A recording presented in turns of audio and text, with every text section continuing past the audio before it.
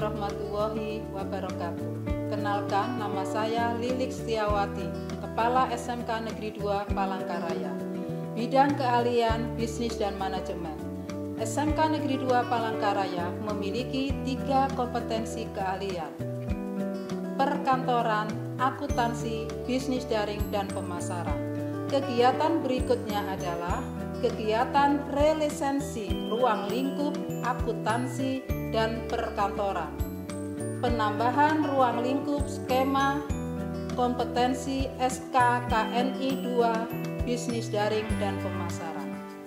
Ada 4 tahapan pelaksanaan uji kompetensi LSP P1 SMK Negeri 2 Palangkaraya, yaitu meliputi 1. Pendaftaran, 2. Pra-asesmen, 3. Asesmen, 4. Rekomendasi, dan kaji ulang. Pada tahap pendaftaran, pertama-tama siswa yang hendak mengikuti asesmen atau disebut calon asesi meminta rekomendasi dari Ketua Kompetensi Keahlian sesuai kompetensi keahliannya. Rekomendasi tersebut kemudian diajukan melalui tempat uji kompetensi atau TUK LSP P1 SMKN Sekolah Menengah Kejuruan sesuai kompetensi keahliannya. Langkah selanjutnya adalah asesi menerima penjelasan mengenai syarat pendaftaran. Antara lain, formulir APL 01 adalah formulir yang berisi data pribadi calon asesi. Formulir APL 02 adalah formulir asesmen, sedangkan standar kompetensi adalah dokumen kompetensi dari unit kompetensi terkait. Pada formulir asesmen mandiri calon asesmen, diminta untuk menilai secara mandiri kemampuan dirinya terhadap elemen-elemen dari unit kompetensi yang berpedoman kepada standar kompetensi pada SKKNI. Langkah selanjutnya, calon asesmen menyatakan syarat pendaftaran melalui formulir APL 01 dan APL 02 yang telah diisi beserta lampiran bukti kompetensi di kantor LSP P1 SMKN Sekolah Menengah Kejuruan. Petugas LSP P1 SMKN Sekolah Menengah Kejuruan akan menerima dan memeriksa kelengkapan serta kelayakan berkas pendaftaran. Calon asesmen kemudian akan mendapatkan jadwal, lokasi, nama asesor.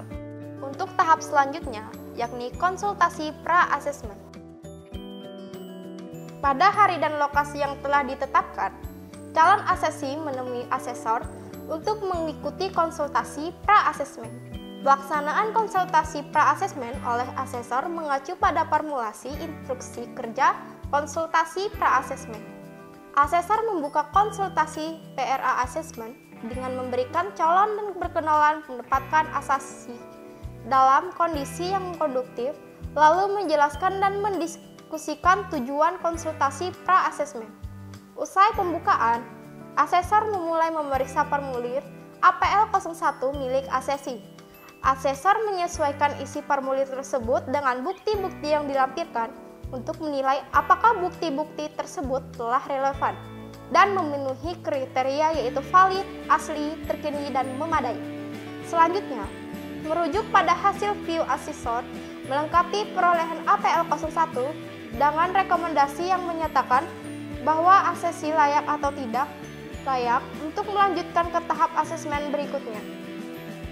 Formulir asesmen mandiri atau APL 02 yang telah diisi oleh asesi dan berkas lampiran bukti tidak langsung dicocokkan kesesuaiannya dan bukti-bukti yang relevan dari kerafian dan pekerjaan serta memenuhi kriteria sesuai persyaratan PATM yaitu valid, asli, terkini, dan memadai. Merujuk hasil formulir ini, asesor melengkapi formulir APL 02 dengan rekomendasi yang menyatakan bahwa asesi layak atau tidak layaknya asesi melanjutkan ke tahap asesmen berikutnya. Pada tahap selanjutnya, asesor menjelaskan proses asesmen sesuai dengan unit kompetensi yang akan diujikan yang berpedoman kepada standar kompetensi baik SKKNI dan juga menjelaskan pol APL 01.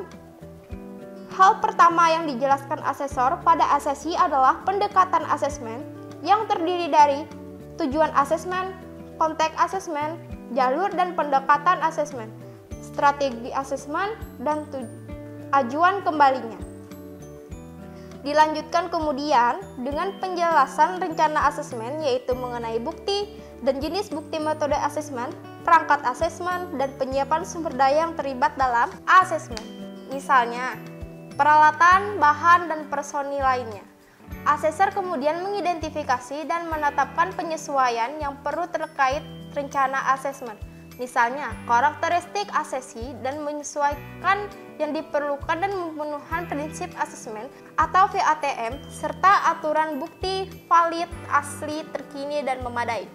Menginjak langkah berikutnya, asesor menjelaskan perorganisasian asesmen, yaitu pengaturan sumber daya asesmen, pengaturan dukungan spesialis, pengaturan personel, dan rekaman serta laporan. Disusul kemudian penjelasan mengenai hal-hal yang berkait dengan tata tertib asesmen serta keselamatan kerja di tempat uji kompetensi.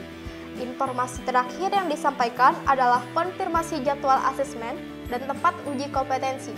Setelah itu, asesor dan asesi menandatangani rencana asesmen dan formulir persetujuan asesmen. Asesor kemudian menutup konsultasi pra-asesmen dan memberikan salam. Sesuai rencana asesmen, asesi dan asesor bertemu kembali di tempat uji kompetensi untuk melakukan asesmen. Pelaksanaan asesmen oleh asesor mengacu pada panduan yang ada pada formulir instruksi kerja. Pelaksanaan asesmen, pengumpulan bukti-bukti asesmen antara lain dilakukan dengan metode berikut. Metode pengumpulan bukti-bukti asesmen yaitu yang pertama, langsung, yang kedua, tidak langsung, dan yang ketiga, tambahan. Saat membuka asesmen, asesor melakukan konfirmasi mengenai kesiapan asesi untuk menjalani asesmen.